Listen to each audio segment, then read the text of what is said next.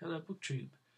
Today I'm going to be giving you my review of Dr. No by Ian Fleming, which was published in 1958, and it is the sixth of the original James Bond books. I read this as a general reread of the original Bond books, which consist of 12 novels and 2 collections of short stories.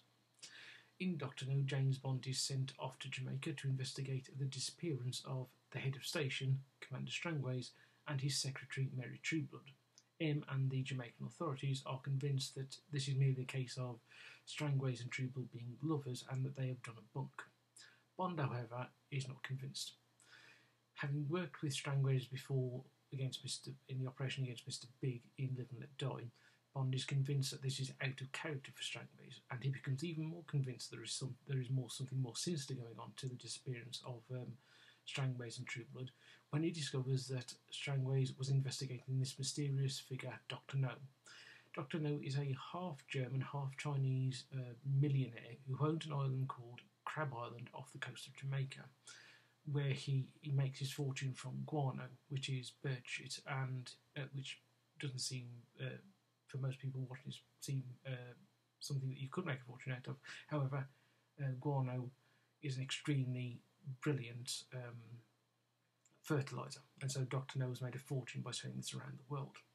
However, Strangways was investigating Dr. No because on his island there is a sanctuary for rare birds, where the warders who were on the island have died under mysterious circumstances, and the Bird Society, which established the sanctuary, sent 2 representatives down to investigate the deaths of the warders, and they died in a mysterious plane crash as they were coming into land on Crab Island. This convinces Bond that Dr. No, that not only are Strangway and Mary Trueblood dead, but Dr. No had something to do with it. These suspicions are made concrete when Bond and his ally Quarrel, who was somebody who worked alongside with Strangways, he worked alongside Quarrel and along with Strangways in Live and Let Die, that Dr. No is in fact involved when agents of Dr. No attempt to interfere with Bond, and this includes 2 attempts to kill him, one with poisoned fruit, and another by sending a huge centipede to kill him. Bond and Quarrel then go to investigate Crab Island, and during the course of this they meet Honey Jill Ryder, the Bond girl of the book, and who is portrayed here very much obviously influenced by Sir Andrews's portrayal of the character in the film of Dr. No. Whilst on the island, they become Dr. No's henchmen become aware that they are there, and they hunt them, and eventually Quarrel is killed horribly by a flamethrower. One of the rumours about the deaths of the warders was that wardens was that they were burnt to death by a dragon. However, when Bond comes face to face with this dragon, it's very clearly a machine mocked up to look like a dragon with the flamethrower on the front. Then Bond and Honey Jill Riders are taken into Dr. No's lair, which is inside the mountain, which makes up the centre of the which makes up one end of the island, into which No has built this luxurious, built almost hotel-like lair of his.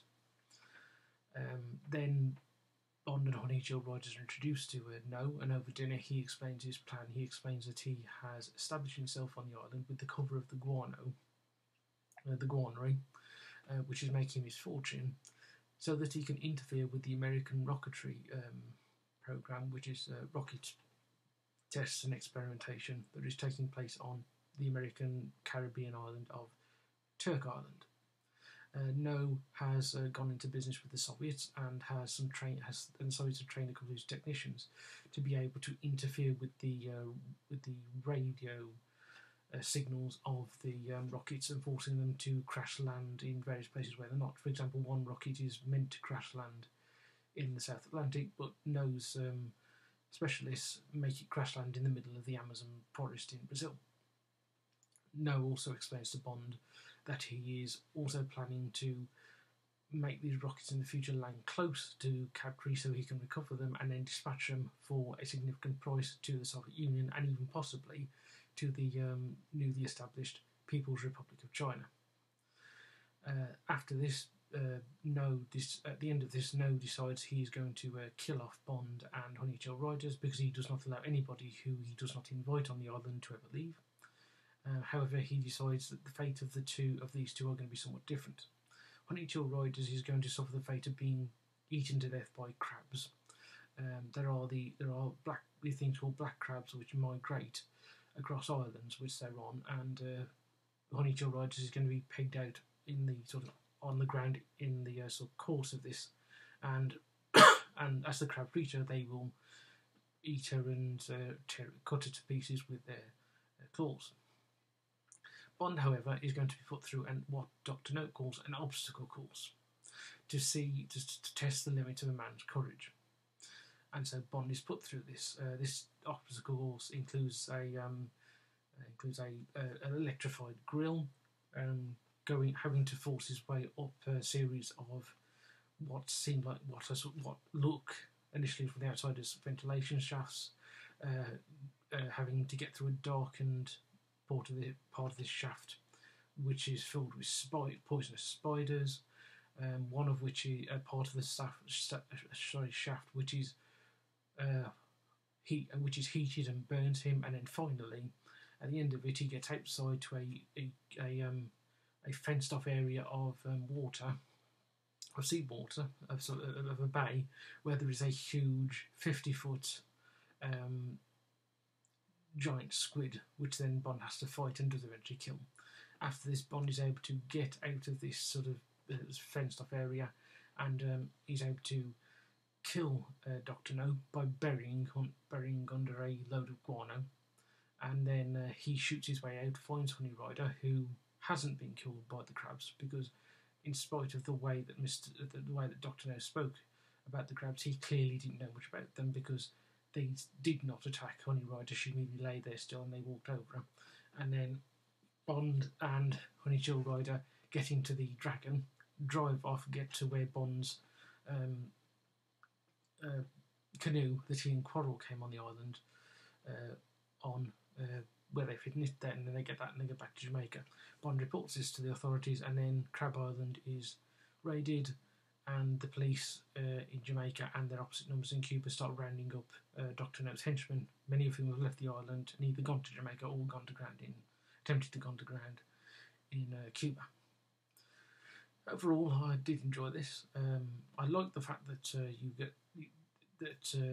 there's some continuity with From Russia with Love. For example, one of the reasons that Bond is sent off on this mission to Jamaica is something of a punishment by M, who regards Bond's Bond's sort of mistake at the end of From Russia with Love, which is that he had his Beretta pistol with a silencer on the end, and it got stuck in his belt, which meant in his waistband belt, which meant he couldn't get it out in time to stop Rosa Klebb hitting him with the poisoned knife blade, which was concealed in her shoe. And so him sort of jibingly called this as a holiday. And so throughout the book, Bond is sort of referencing this fact and pointing out it wasn't a holiday. Bond, another thing, something which changes in the course of this book for Bond is his gun. From Casino Royale up until From Russia with Love, he is using a Beretta with a skeletonized grip, but because of this sort of screw up at the end of From Russia with Love, Bond is forced to use a new gun, which is the gun that Bond's probably most well known of because of the films, the Walther PPK, but also a Smith & Wesson revolver, which Bond uses in this book actually more than he does the Walther PPK. Now, reading this book, it became very clear to me that Ian Fleming had not only read Sax Rohmer's Fu Manchu novels, but was a great fan of them, because this book, in many ways, is a real homage to the Fu Manchu stories.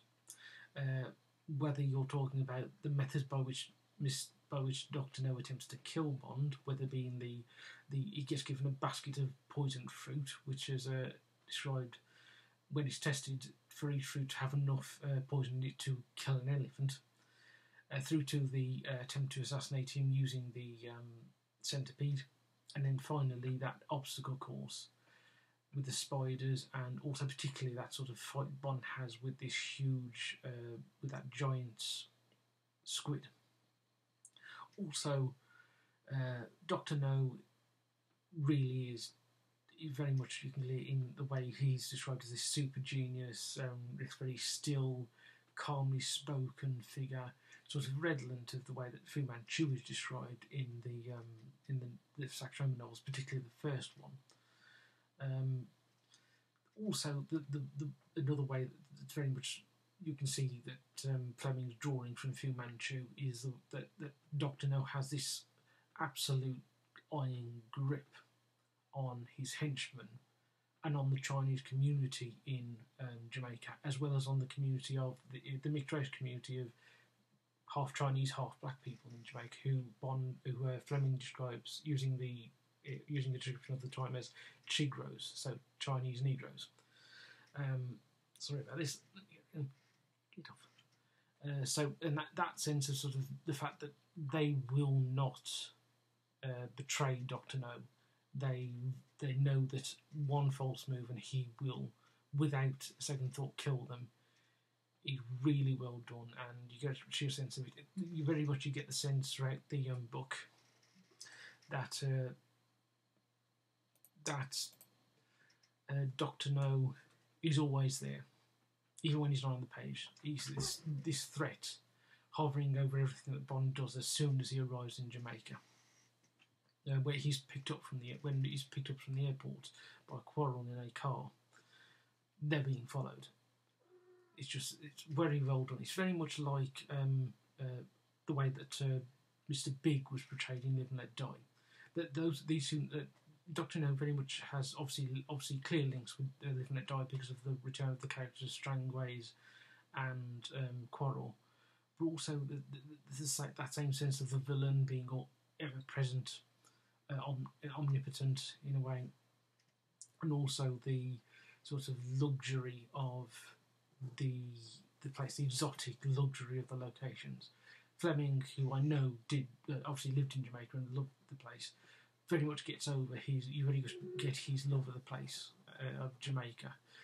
You also get a sense of his sort of suspicions about independence. As at the beginning of the book, Strangways, the way Strangways is killed is because he has a routine of going from the Queen's Club, which is this private members club on Richmond, in the sort of British part of Jamaica, to his house, and Strangway plays cards there. And when he leaves the club to get to his car, that's when Dr. No's agents killed him. However, when Fleming is describing this, the Queen's Club, he says that eventually this club will be burnt down by the natives.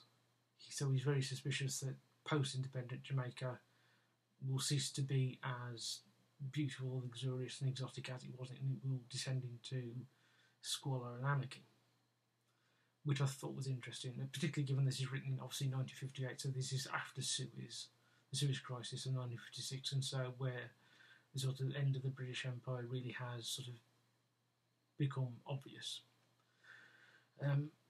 Honey Jill Ryder is an interesting character. She's only 20 years old. She's described as having lived effectively a sort of not so much a feral life, but a life sort of separated from society. Her family home, which is a sugar plantation, was burnt down when she was a child. The plantation itself of the sugar cane still gets cut after this, but she's raised by her nanny, her sort of a black servant, who dies when she's 15.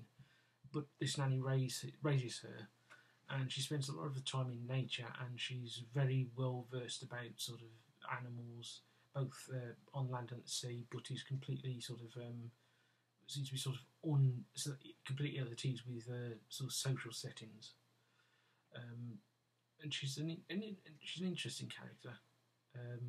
I say she's a reasonably good Bond girl, nowhere near as sort of strong as other Bond girls, particularly Garland Brand or who is in Moonraker, or Tiffany Case in Diamonds Are Forever. However, she's a lot stronger than, say, Solitaire, who was the Bond girl in Live and Let Die. Or even to a degree Tatiana Romanova, who was the Bond girl in the previous book, From Russia with Love, who was reasonably strong, but in some ways I think the Tony Ryder was a lot stronger. She's a lot more independent than Romanova was. Overall, I really enjoyed this book. I'd forgotten how quickly, when reading it, I'd forgotten how quickly Bond gets to Crab Island. If you only ever seen the film, Bond as soon as Bond arrives, if you get to the point where Bond is in the nightclub where Poirot gets the glass thing, gets the flashbulb broken and scratched down his face, which actually happens in the book. That happens, and then pretty much a chapter after that, you're on Crab Island, and Bond, a chapter or so after that, Bond effectively meets Jill Ryder on Crab Island. You don't get the investigation which you have in the book, in the film. That I'd forgotten about, but that didn't spoil my enjoyment. As I say, I enjoyed it, and I'm glad I reread it. With that, that's me.